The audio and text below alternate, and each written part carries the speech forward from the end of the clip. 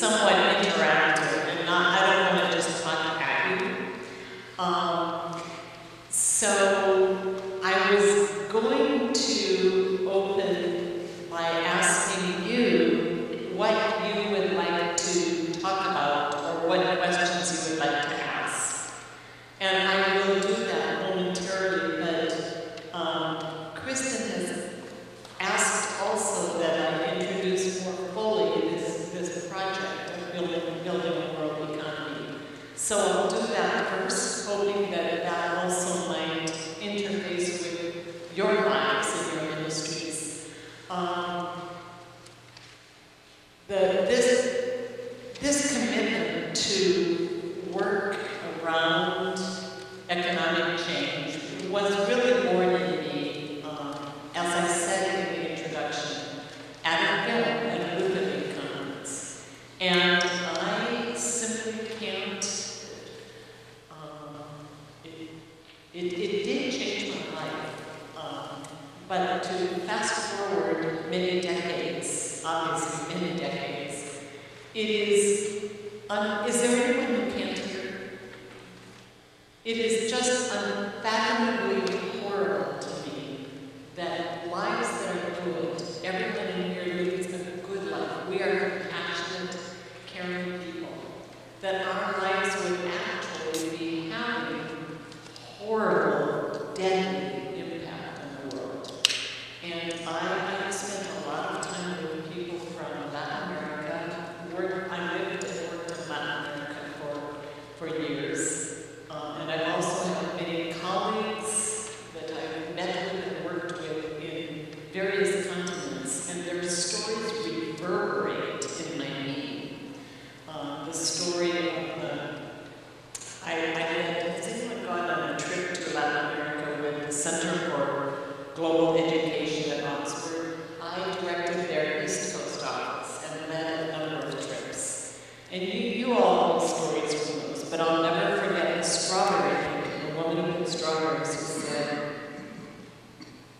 "Our children go hungry because this land should grow corn and beans for them, not strawberries for potatoes."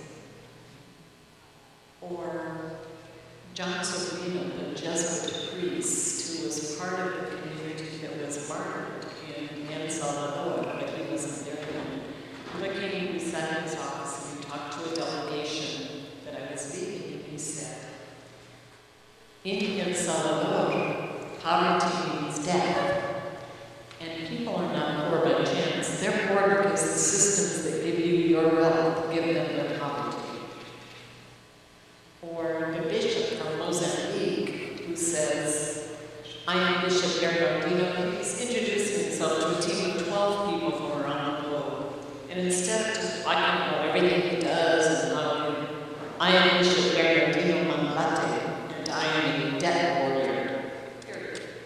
He was talking about dedicating his ministry to countering the foreign debt that was bleeding money out of poor countries so that they don't have money for health care or education to pay to banks and economic systems here. So you all know stories of that kind. Then, some years ago, I wouldn't say climate comes into focus, and it becomes clear to me after listening to people that this could be the largest manifestation of white privilege and money privilege the world has ever known. Because the people best fit to survive are people with economic resources, and that's largely, predominantly, disproportionately the world's white people. So, okay, so these are realities that burn your soul if you take it in. You can't really take it in. You can't think about that all the time. You can't go away, but you can't, with any moral integrity, ignore them. You can't ignore the fact that I remember watching my little boy playing soccer out in the field, the beautiful green grass, the blue sky, the glorious reality of children running and playing together. Very mixed kind of soccer team for people of all different kinds of people. And I remember thinking, this is so good. And then realizing that the soccer ball was probably made by 8-year-old in India who lost his eyes after working for 5 years in a soccer ball making factory, so my kid could have a soccer ball. You know, this is just the Lutheran theology has helped me so much because Lutherans claim that good and evil are intertwined. And our lives are so intertwined with good and evil. I mean, just think of it. I took an airplane to get here. It's very good that I'm here. It nurtures my soul, it nurtures your souls, it's very good. And flying is like one of the mega greenhouse gases. Or if I fly to Seattle from Berkeley to see my kids, it's good that I'm seeing my kids. And it's evil that I'm being those. So we're all mixed, and we're mixed with good and evil in our lives and with people because of the systems that we live in. The system structure so that we're in structured enmity with neighbors around the globe and earth are good if we go on we are, as we are with the extractive economy, we'll wipe out the possibilities of humane civilized life on earth. So, you know, this reverberating beauty and brutality of human life is astounding.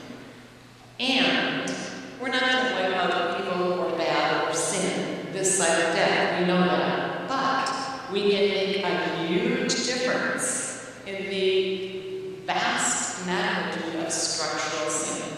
You know, we can make a difference in the magnitude of our personal sin. We confess, we face it, we name it, we repent, and we seek to do differently. We don't wipe the sin out of our lives, but we sure can make a lot of steps in repentance and conversion from it. Well, we're called to the same systemic sin. To name it, to see it, to face it, to remorse, to repent, and turn the other way. But how do we do that? If our lives are wired up in every moment in extractive, exploitative, economic ways. And what do I mean by that? This room is just filled with petroleum. Because petroleum was on the roads that got the trucks to bring the bricks in, and it was in the factories that made the bricks, and our polyester clothing were wound up in petroleum. That's just an example. So how do we change those systems? So I wrote a book called Resisting Structural Evil about 10 years ago, and I ended up getting invited to speak all over the place. And I think every continent other than Antarctica and the U.S. And what do I encounter in the U.S. in audiences? I encounter so many people saying, this is wrong. We don't want to live in economic ways that feel good but are horrible. You know, just think about the fact of paying a CEO 700 times what a janitor gets paid, and the janitor has to sleep on the streets because they can't afford rent. I mean, that's absurd. When I was in Norway, I was giving a lecture, and someone said about economics in Norway, he said, things are getting so bad here now. We have companies that pay their highest paid person 14 times what they pay the lowest. I said, did you say 14? He said, yes, 14. And I said, you know, in my country it's 700 times. So, but we accept that as the norm. It's the norm of the system we live in. So how do we change those things? And in the U.S., I would continue to hear people say it's bad, it's wrong, we shouldn't be this way, but there's nothing we can do. We can't, you know, the corporate power is too big, the finance power is too big, there's nothing we can do. So it seemed to me that we need resources for how to create really systemic change that hits at, brings us to ecological ways of life that don't degrade and destroy Earth's life-supporting capacity, but nourish it, and that build equity amongst human beings, that reduce the horrible wealth gap, reduce, name and go against white supremacy. So how do we do that? And there are so many people out there around the world and in our own country that are working on change towards ecological, equitable economies. But it kind of goes on under the mainstream, and we don't really know how to connect. We don't really know what it is. We can feel powerless. So I wanted to create some resources for building, for systemic change, not just for taking care of the pain and the symptoms of it. So not only feeding hungry people, but saying, why on earth, in a country of so much wealth, do we have hungry people? But that is not in any way reducing the importance of addressing charitable services that address the pain. I am not saying we should not continue charitable services, but we must match them up with systemic change that gets at the roots. So I thought, well, there's no way I can, write that book or create that manual. I need other people. So about 5 years ago, I started to create a wisdom council, an advisory team. And that advisory team is 16 people, both secular-based organizations and faith-based, that are working at deep, deep systemic change in one way or another. And then I also knew that I don't have the expertise to write all those books, so we have created a book series called Building a Moral Economy. And the one that Kristen has mentioned, the first one, is now out. And that's the only one that's a big, regular book-sized book. The others are 5 books coming subsequently. Building a Moral Economy, Climate Justice, Climate Hope, and then Building a Moral Economy, Food for All, Housing for All, Water Justice for All, and then the religious roots of a moral economy, looking at specifically the roles of religion. All of them, however, are looking at the roles of religion. So I invite you to that and to the website, which all of the books are little books. Other than this one, they're called small books, like 100, 125 pages. And that's partly because they direct all the readers to a website, and the website that has many, many, many, many more resources. And part of its purpose is to connect people to others around the world and around the country who are committed to building the new economy. So I invite you into that and to check out that website. It's called, thank you, it's called Building a Moral Economy. Let's see. It's in the back of the chapters. It's called buildingamoraleconomy.org.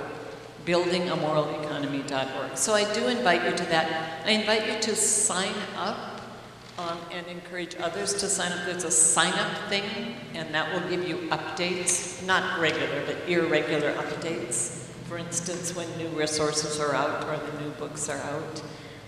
And there's a Facebook and an Instagram sign-up, and now, although I am not a social media person, I know social media has really good power as well as evil power, and we're trying to use it for good power, so you can sign up for those. But that's sort of what I would say about the process of trying to create resources for us, people who want to build systemic change. I think the other thing that I would say initially is, metaphors have power. And you heard the metaphor this morning of the birds. To me, that's a powerful image to keep in mind. How it is that a flock of birds can be going psh, and then all of a sudden, psh. And we need a radical reversal of the direction we're heading. So we should all see ourselves as in that flock of birds, moving in the other direction.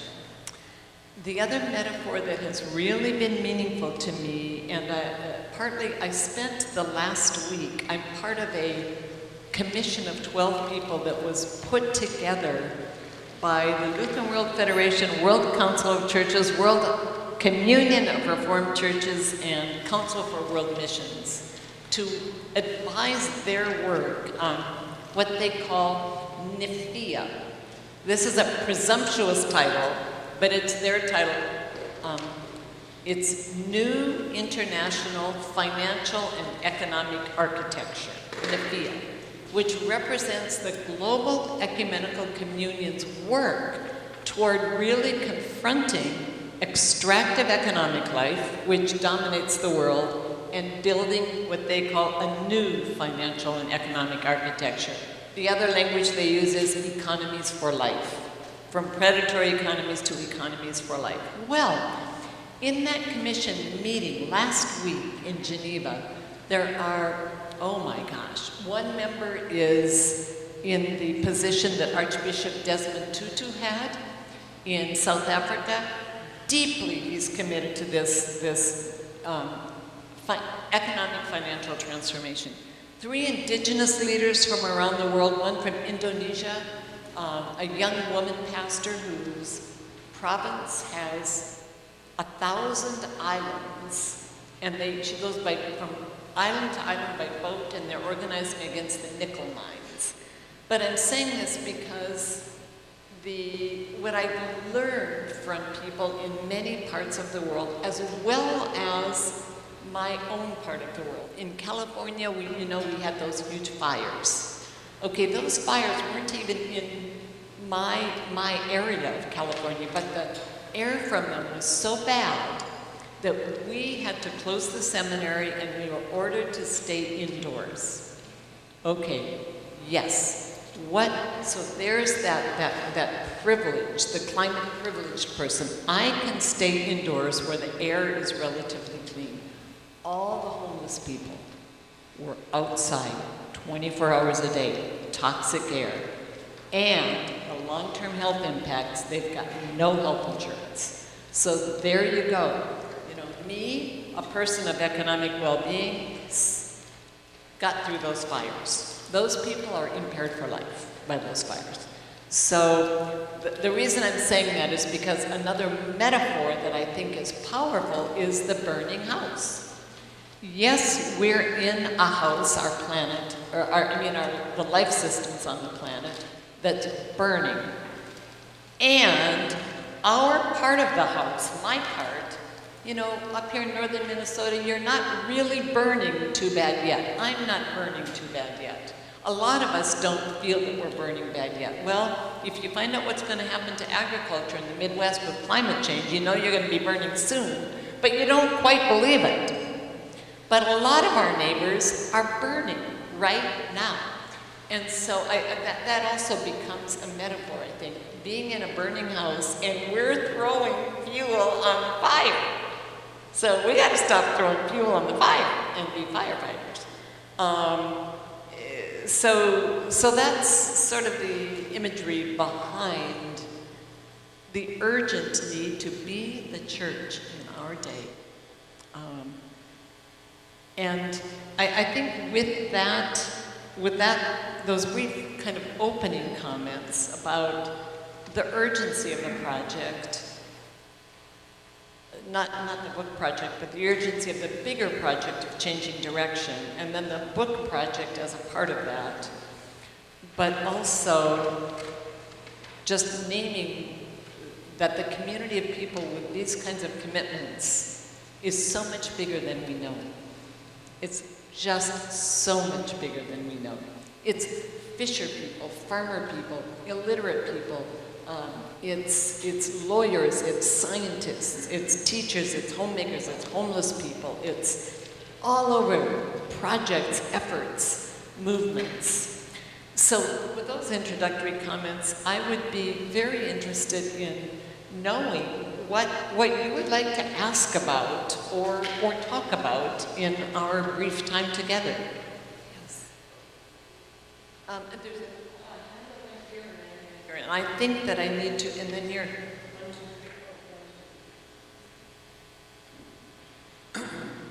I read your book, and I read your book, and it's the most eloquent explanation.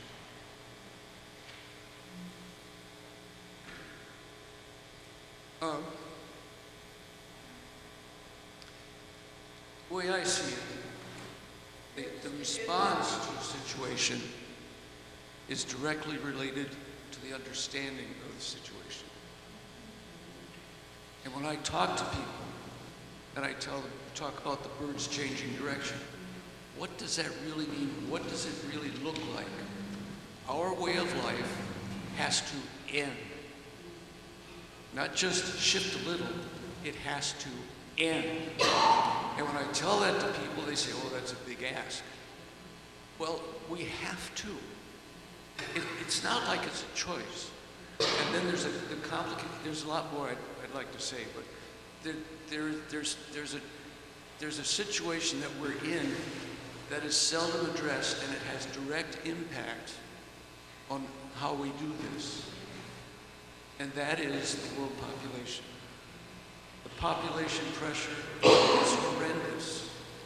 When this stuff first broke out, people talking about it would say our consumption would take 2 or 3 Earths to meet the demand. I forget if it's one of the Ivy League universities did a study, and they came to the conclusion that at most the Earth can sustain 3 billion people, and we've got 8 billion going on 10. How do we deal with that? It makes the situation even more daunting. I firmly believe we can do something, but it needs to be drastic and, unfortunately, rapid. What does that really look like? And you had lots of examples in your book, but like you say, it's undercurrent. Our current situation in this country is, it makes it look hopeless if you watch it. I don't believe it's hopeless, but it calls for drastic change on our part. Our way of life must end. Small question. So you said a lot of things, and you implied a lot of questions, and that's good. Our way of life must end.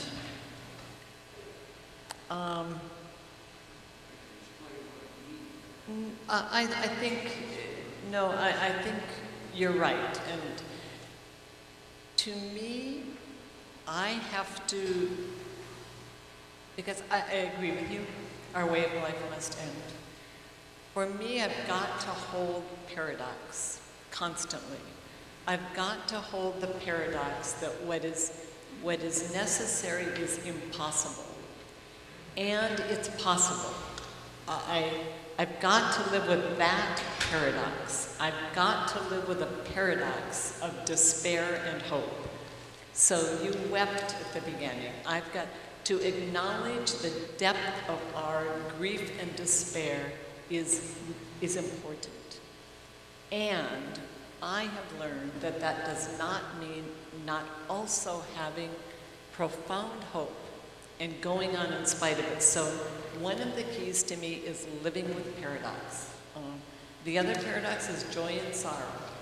For some time, I think I thought that all my sorrow meant I couldn't have any joy. But it's not true. We can have both. So there's another paradox, and that is drastic steps are needed.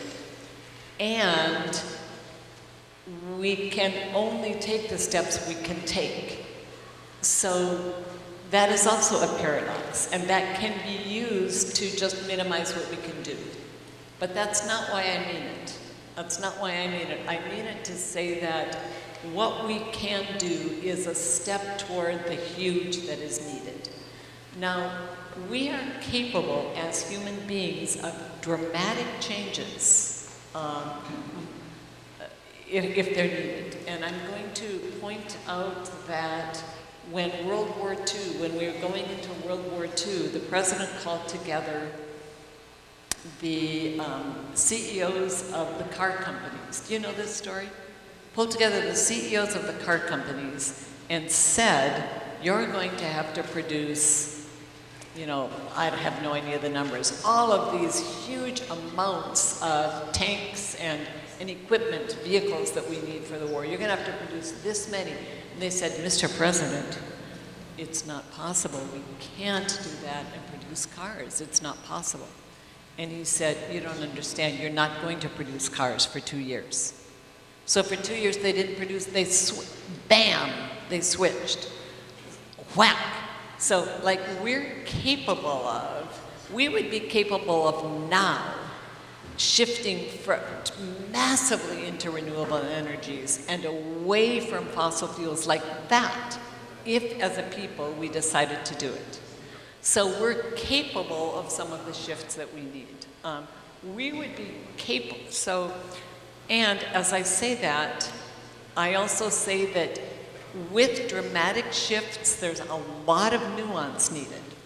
So one of the grand horrors coming forth now is that the shift to renewable energies, getting rid of fossil fuels, to the extent, the shift to renewable energies is also loaded with the possibilities of what now our indigenous sisters and brothers call green colonialism and blue colonialism.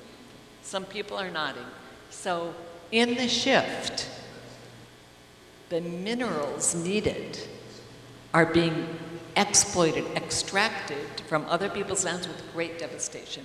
Or people are being left jobless. On my way driving over here this morning, we talked about what happens if we close down certain mining companies. And the people get stuck with no jobs, devastated. So the concept, there's a lot of power in concepts. They can crack open realities. The concept of just transition, and not just transition to renewables, but just transition, is a global context. Google it. You can read all over the place about it. You can go to the website of the Climate Justice Alliance and look at their resources on just transition. So the shifts that we need to make, the dramatic shifts, need to be done with a lens, a just transition lens, or you can call it a racial justice lens and an economic justice lens, so that we look at any policy proposals, with that lens. Who's going to be impacted, and how can we mitigate that negative impact?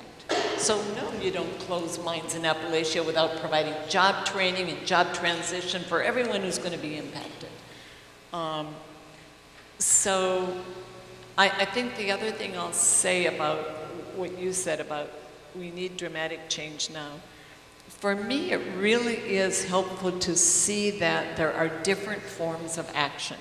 Because you can feel like you're swimming around in a massive pool of confusion. What am I supposed to do? Da, da, da, da. Well, none of us is supposed to do all of it. But we, to discern what is mine to do. And that might not be what I'm most comfortable with. It might mean taking on things I'm not comfortable with. But I like to see different fingers or forms of action. And one is change the rules. And that's one that you all are engaged in today through public policy advocacy. It's a vital finger. One is move the money.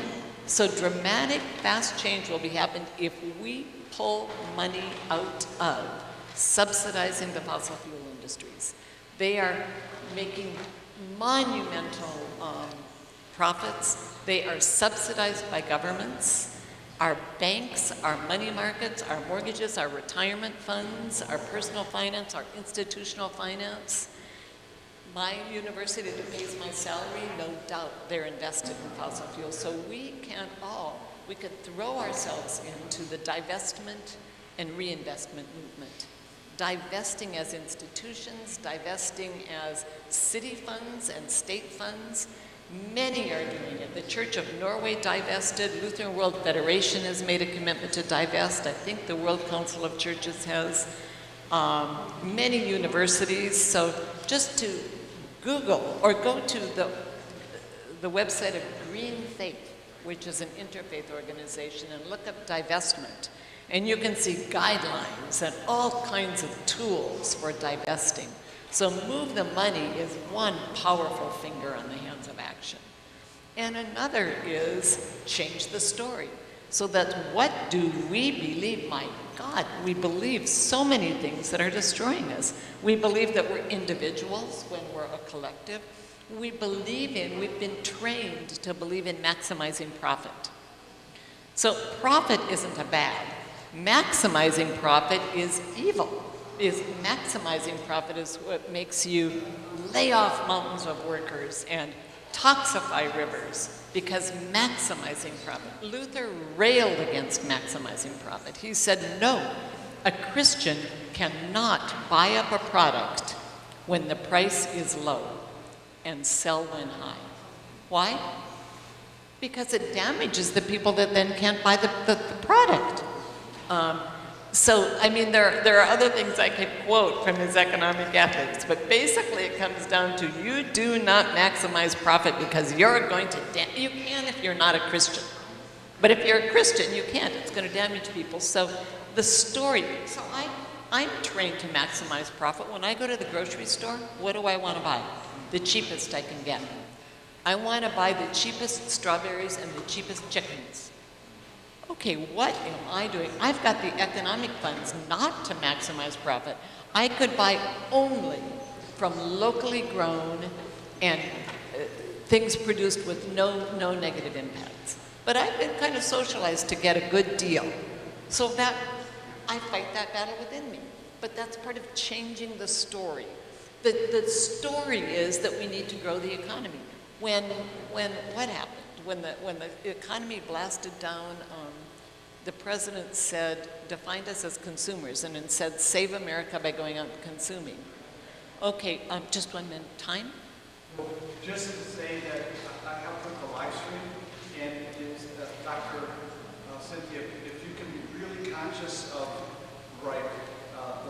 Will do. So we can stay in this kind of configuration rather than having Okay, will do, absolutely. So, just keep that light right. okay, will feels very odd. Thank you. So I'm a rock star.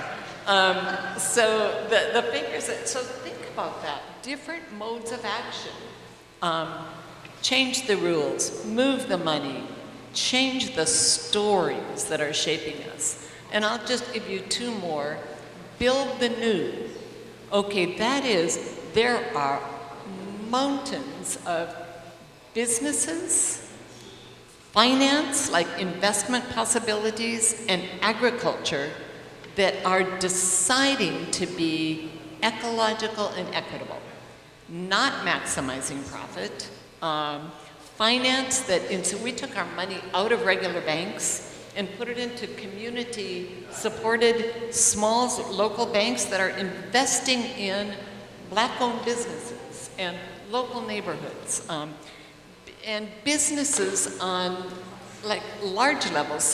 The sixth largest corporation in Spain is the Mondragon Corporation. It's worker-owned. So do your business whenever possible from worker-owned. Building a democratic economy means businesses and finance controlled by the people that are impacted by them. And see, these things are cropping up all over. You know, look at the alternative agricultural possibilities in your area and dig into them. So supporting building the new. And then the fifth one I'll just say is living lightly. That has to do with our lifestyle decisions. Many people think that only one of those is what we need. Like if everyone would just dramatically lower their carbon footprint. No, a lot of us could do that, but so all of those are needed. So that's one way I think about this reality that the impossible is called for to be possible. Thank you, Doctor. I'm going to try and find a way to say this quickly so I don't chew up much time. I'm a retired ELCA pastor living in a super conservative part of Minnesota, And ironically, most of my friends are either atheists or agnostic and have been turning to me repeatedly saying, where is the church in all of this, whether it's climate change or the current totalitarian nature of our administration.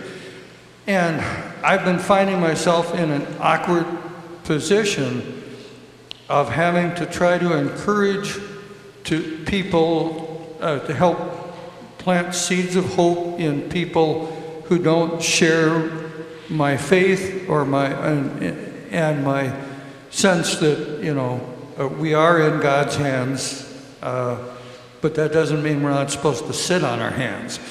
And so I'm active in a sustainability community in our area. I'm active in Audubon and in a whole variety of environmental, I'm active in Indivisible and many of these organizations that are trying.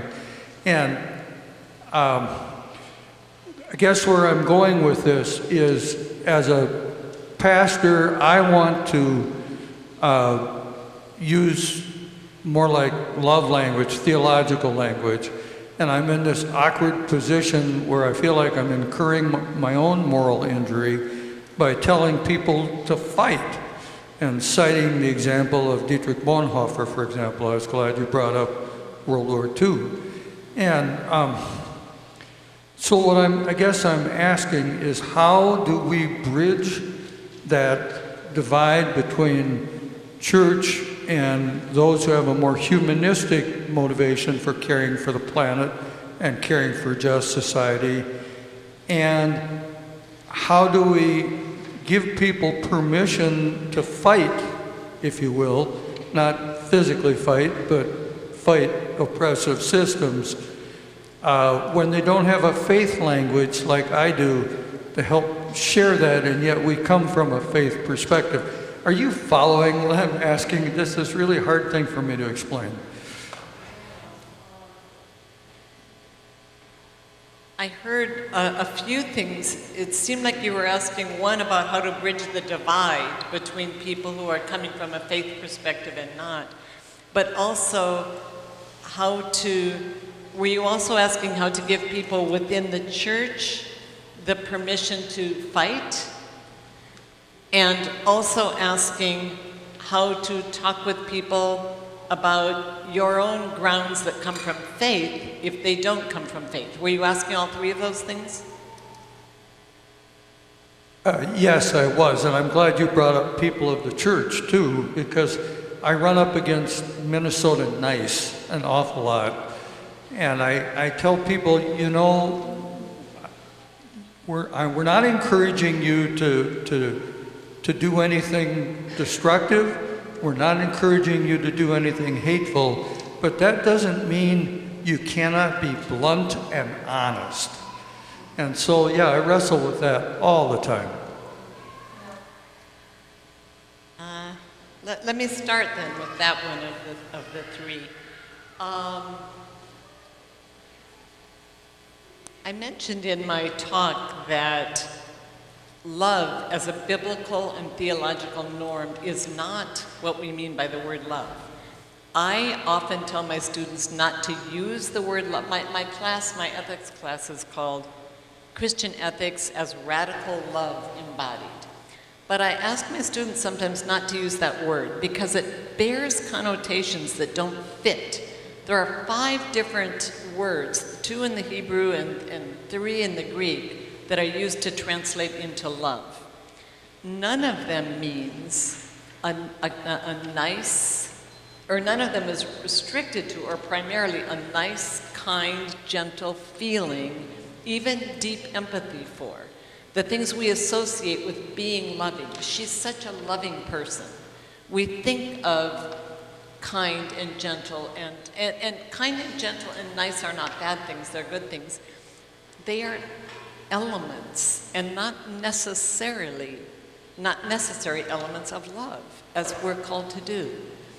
Love as a biblical norm means serving the well-being of the other, including where the other is being trampled, stopping that trampling. The prophets do not sound nice. They don't sound necessarily kind. Jesus was frequently not nice, frequently not gentle or kind. He spoke harshly. He ripped over the tables in the temple in anger. Anger is not an opposite of love. One of my great mentors, Beverly Harrison, the feminist ethicist, wrote a beautiful article decades ago that was read throughout the world called The Work of Anger. No, The Power of Anger in the Work of Love. So I think it's important to disabuse ourselves of the notion of kindness or sweetness or gentleness or kind words as being the essence of love. That doesn't mean that love does not sometimes call for profound kindness, gentleness. Sometimes that is what love calls for. There's no doubt about it. But sometimes it calls for fierce anger that is channeled. You know, the black theologian Willie James Jennings writes a beautiful piece about holy anger and the power of holy anger, but not rage. And he's using, I mean, that you could just say that's semantics, that's rhetorical, but he's saying not the rage that lashes out or does destruction, but the anger that empowers. So if I see someone coming, so with the abolitionist movement, love did not just mean going and taking care of slaves after they'd been beaten by someone. It meant being angry at chattel slavery and stopping it. So I think that just even by stories of Jesus, that we can say, this is true. It talks about evoking strength and fierce strength. So it's just not unchristian to fight and to be angry. Or to say we have enemies. A fine new book by an ecological ethicist, Kevin O'Brien, is about our enemies. He says, Jesus said love your enemies. Jesus didn't say don't have enemies. So there you go, a little bit on that. Bridging the divide between faith community and secular community, this is the beautiful opportunity for that, because there's nothing like making common cause to bridge a divide. One of my colleagues, Kelly Marciales, who does faith-based community organizing up in Alaska, did community organizing with people in the town right beside Sarah Palin's town, involving deep Trump supporters and deep, who was Trump running against last time? Pardon? No, not Kamala, the time before that. Yes, Hillary. She had Trump supporters and Hillary Clinton supporters working together, hand in hand, shoulder in shoulder, on common cause. So I would just say that the building new ways of being human on Earth that do not extract and suck out Earth's life-giving possibilities and do not build my well-being on the blood of someone else. Rebuilding ways of being human on Earth is common cause. And yes, it's a beautiful way of knowing that stream of transformative love force that we understand as God is at work in people that don't know God through Jesus. And so to make common cause is a way to do that. Yeah. Give me a time check. Could someone tell me around? Okay, so one more question then. Let's have maybe of a different generation. Hi, my name is Seneca. I'm a student at University of Minnesota Duluth. I'm probably the second youngest in the room. There is a baby over there. I had just a couple things to say and then a little question. One thing relating to the first question that we were talking about was kind of about the idea that if we wanted to tomorrow, we could switch entirely to our whole idea of clean energy, renewable energy. We have all the technology we need. It's the people who we need to change right now. And we were having a discussion in my college writing class, which is a bunch of freshmen, I believe, who are learning about climate change currently. And we were having a discussion where we were like, is net zero possible by 2050? But the major consensus between my entire class was basically that technologically it was possible, but there was this sort of nihilism that it wouldn't happen. That the people in our world, the people we see in power, we don't believe that they will help us. And there was this sort of like, just belief that it wouldn't happen, and it was almost apathetic, and it was really sad to see that, because we believe that it is possible, but we don't believe that we can do it. And that's one of the things that I'm seeing is like, not necessarily the methods of getting to where we want to be, but the methods of getting people to actually believe in it. Because it's hard to make people believe in changing something that is such a mammoth problem.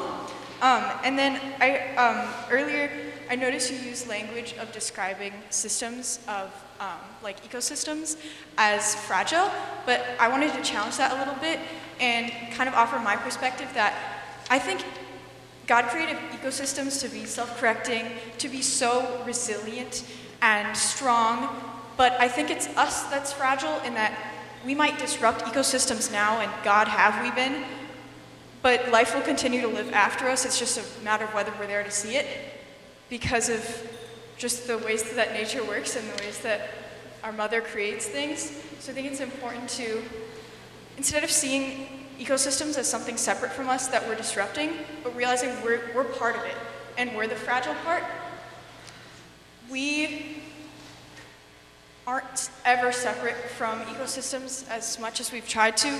We're never going to be separate from it.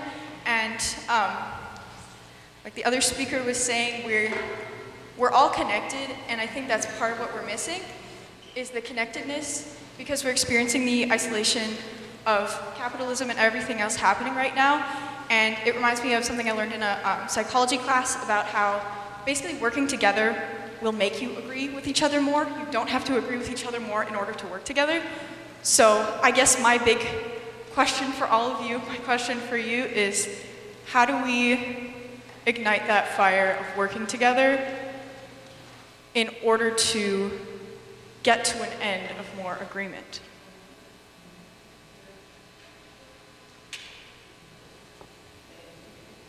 You know, those are wonderful comments and wonderful questions. You said that the young people in your freshman class know that we have the technology for a radical transition, but not necessarily the political moral will for it. Okay, so I think that is a realization that many folks have. And I think the best way to convince people that we can muster that moral and political will is to demonstrate that we can. So it would be the job of all generations of adults, from young adults to the eldest adults now, to be manifesting the doing, to be in the acting, because it is in the acting and witnessing the acting that we know it's possible. That is what I've learned by encountering people who fiercely are acting. That has made me believe in the possible. So, and I was going to say, you know, it's the role of the eldest generations to prove that, but it's not. It's the role of all the generations to prove that, including to one another. I think the eldest are often very moved by the commitments of the youngers, and the other way around. I was really moved by activists in their 80s when I was in my 20s and 30s. In terms of ecosystems not being fragile, but us First of all, you're absolutely right that we are part of ecosystems. One of the change the story pieces is that story that here's the world's ecosystems and here's the human beings. But no, we're an animal in the systems, and we're a dangerous animal right now. So yes, we must rethink the human economy. That's the other part of extractive economies. We think there's one bottom line, and it's financial. No, there are three. There's the financial, there's the ecological, and there's the social. And we need to, instead of externalizing the ecological impacts of our economic activity, internalize it. We are part of the ecosystems. And I love your imagery that they're not the fragile ones. And yes, life on Earth will continue beyond us. We need to know that. I would say they're fragile in the sense that the ecosystem circumstances within which human life can live, and many thousands of millions of other species can live, is a small circle within the life circle. And so that's the fragility, to maintain the ecosystems that can sustain abundant flourishing. We have found out that diversity of life is crucial for the ongoing living of the planet. So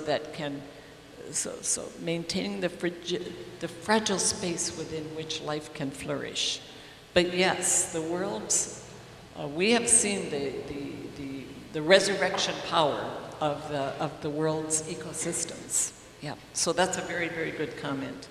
And the last question of how, I think I sort of addressed in the beginning, the how at this point. Like, I've quit writing just works that are academically theoretical, blah, blah, blah. There's not time for that trickle-down effect of theory. So theory and practice have to get mixed. That's my way, I shouldn't have gone there. That's my way of saying that acting now shows, and not just thoughtless acting, strategic, deeply strategic acting, knowing my part, knowing that my part is not just a my part, it's part of a web of this amoeba that's going to bring about the change. Knowing that others are doing the parts I can't, but also knowing that the change I can be a part of creating is much bigger than just the small step change that I would initially think of. So I am aware that our time is up. We need to move on to the next birthing station. I am profoundly grateful for the commitments and the power of the people in this room. Go forth and use it.